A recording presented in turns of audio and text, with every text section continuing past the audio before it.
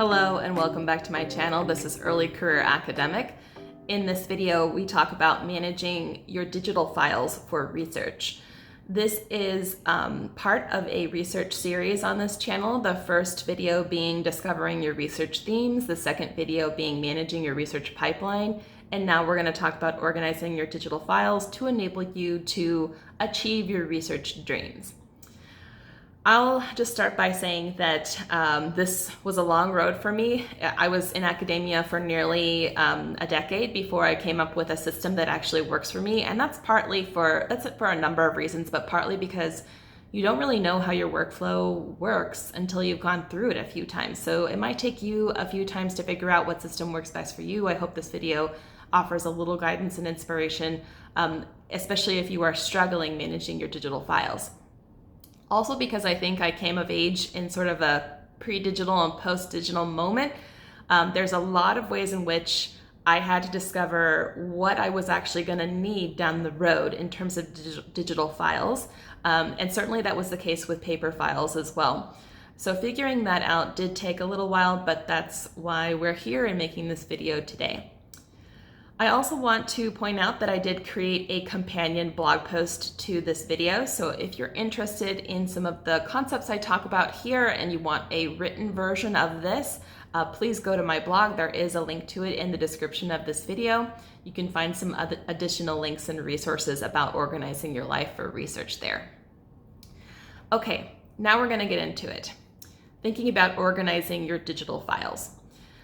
So why is the major reason you want to have an organization system, especially when we can just type keywords into a search field and kind of call up files as needed? I think there's definitely a slight generational divide that we've been seeing in research over and over about those of us who like to keep things organized in a file structure and those of us who don't. And maybe it has to do with that pre-digital, post-digital era. But for me, just being able to search for specific files is not enough. I need my file system to mimic the workflow that I ideally want to have happen. I also need to be able to find things regardless of whether or not I remember what word is in that file or what I named that file. I don't know about you, but research is cognitively taxing, and the last thing I need is to spend my precious research time trying to hunt down a file or realizing I had downloaded the same article a million times. You know, that sort of realization really makes you think about your systems. And that's the thing, if you deal with cognitively heavy workloads, you need systems. That's why this channel exists, because I love to plan. I know other people who are juggling a lot of responsibilities also like to plan, and the more you have on your plate, the better system you need to manage it. And for me, someone who has a really heavy teaching load and an ambitious research agenda, I need to have systems that work. And I think you do too if you're here, if you made it this far to this video. So I'm gonna go over how I organize my digital files for research, and hopefully it helps spark something for you as well. Okay, so now I'm gonna show you my research file structure. This is my Dropbox. So there are some personal things, some personal folders in here that are irrelevant to the purposes of this video, but I am going to go specifically into the top file, which is academic research and writing. Now, I do have academic at the top, at the beginning of all of these folders, so that they appear at the top of the list alphabetically. So you don't have to obviously have academic at the head of these, but I just like the fact that they're all at the top because I use them so often. So academic research and writing, in this folder, there are three main subfolders. The first one is research. Let's go in there. So under research, as you can see, I grouped the research based on the topic area. So this is any research that I collect, whether it's related to an ongoing project, a former project, or just stuff that I want to know about. So for example, social media research, I did do a little bit of that for my dissertation, but it was still so new back then. There wasn't a lot, but now if I see something, I throw it in there so that I can kind of stay on top of developments in that field. Or, you know, I've taken like faculty learning communities, professional development, and if they have readings and resources, I will create folders for them as well. The one that I've used the most recently for a project is under composition and digital composition. This is giving you a good example of how I now save research so that I can find it more easily. So I do save it with the year, the author's last name, and then the title of the article. And I decided on this process, or on this naming convention, because when I was writing my last article, I realized that while, I guess there are some projects where you want to be able to find works by author, but in my case, I was interested a little bit more in how the research evolved over time. So I think the time is a little bit easier to see, like how the articles are grouped based on what year they were published.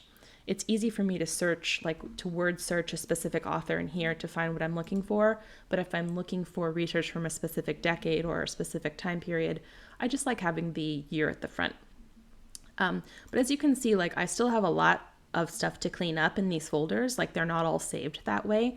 This just happened to be that way because I was writing about this topic most recently. So this is my ideal naming convention. And every so often I come back in here and I update a few of these to make them conform to that new naming convention. And if I save anything new, it will be in that naming convention. I also keep bibliographies in here as well. I have a master bibliography where I keep actually citations for all the things grouped by topic. I can go into that in a future video if you guys are interested. Just leave a note in the comments, I'll let you know. I'm probably like a little bit of a minority when it comes to the way that I manage citations, but it works for me. It is what it is. So that's the research folder. Then I have a reviewer folder, and this is just where I keep documents related to the academic activity of peer reviewing manuscripts for different publications.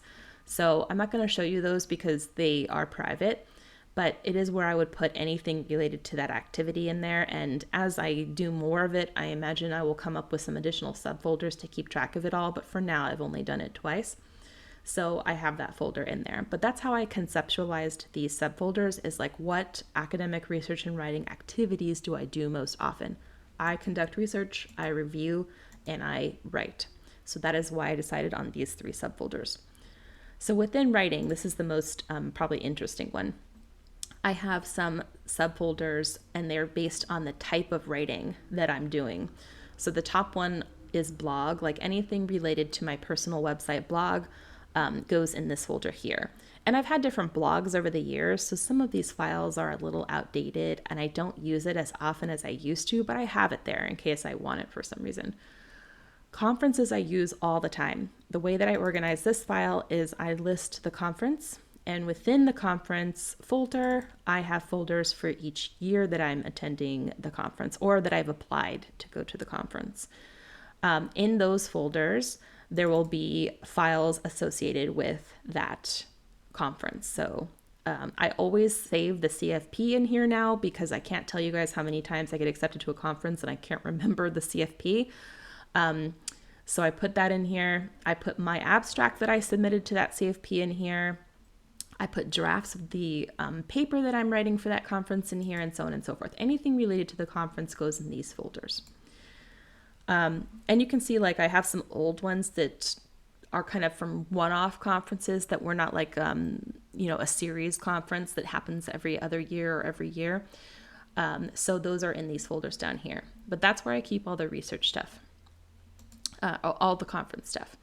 And then under grants or programs, similarly, I create a folder for every grant or program that I apply to. And within that folder, there will be all the documents related to that activity. So anything I produced for that application, any information about that grant, and so on and so forth. Now, if it's a grant that I can apply to more than once, I probably would create, like similar to the conferences, I would create subfolders for the different years or periods that I applied to it. But so far, I haven't come across that because most grants, you can't reapply for them, or at least the ones that I've applied to already. So that is in here. And then I have a published folder, and this is where I will create a folder. If an article has been accepted for publication, I will create a folder. And right now I'm using the naming convention of the journal that the the article is being published in, or in this case, my dissertation folder. But I think moving forward, especially if I start publishing more than once in a specific journal, I would probably, well, I might still keep it based on the journal, but I would create subfolders for each project. Right now, I only have articles published in different publications. I don't have any that are like in the same publication, if that makes sense. So this is where I would put style guides and editor's notes and, the final, like the PDF version of the article. So I have a stable copy of it. Anything and everything related to the published version of that. And actually, before I get to the published folder, there's the writing in progress folder. So whatever I produce in here for a writing project, once it's published, moves into the published folder. And that way, when I go to my works in progress folder, everything in here is not yet published. So it is very clear to me what I should be working on when I open this folder. So, yes. And so once, for example, I hear back about this article I just submitted on my Teaching with Wikipedia, I will move this into the published folder, and that's where I'll put any editor's notes, style guides, et cetera, so that I know what's going on. There are some things in here that are they're older. I keep them in here because they're still works in progress technically, but they may not be things that I ever end up tackling. But I put all that stuff in here because I want to know that it's there in case I, decide to actually complete it. At some point I might get rid of it, but for now it's just in here. So those are my writing folders, and that is where all the writing files will go. I have recently become better about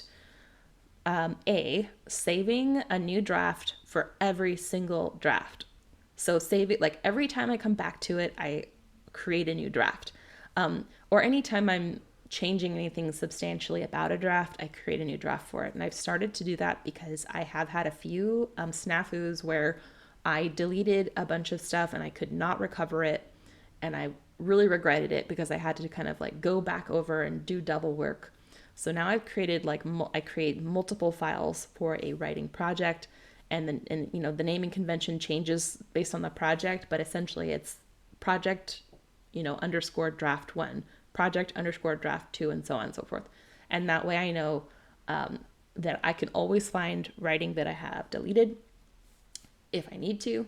And I also sometimes will create a scraps file where I will throw scraps of research, scraps of writing that might pertain to a future project, so that I don't have to go hunt and peck for it through all the draft files.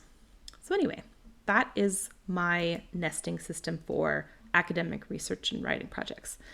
Let me know in the comments if you are interested in me going through how I organize my teaching files, because I can absolutely show that to you, but it's a little too long to go into today.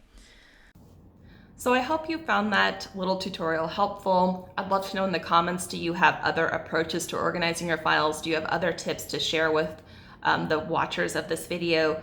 Do you have any specific challenges or questions about my system? Please let me know in the comments. Also, if you enjoyed this video or found it even remotely helpful, please give it a thumbs up and subscribe if you're not already. Thanks for watching.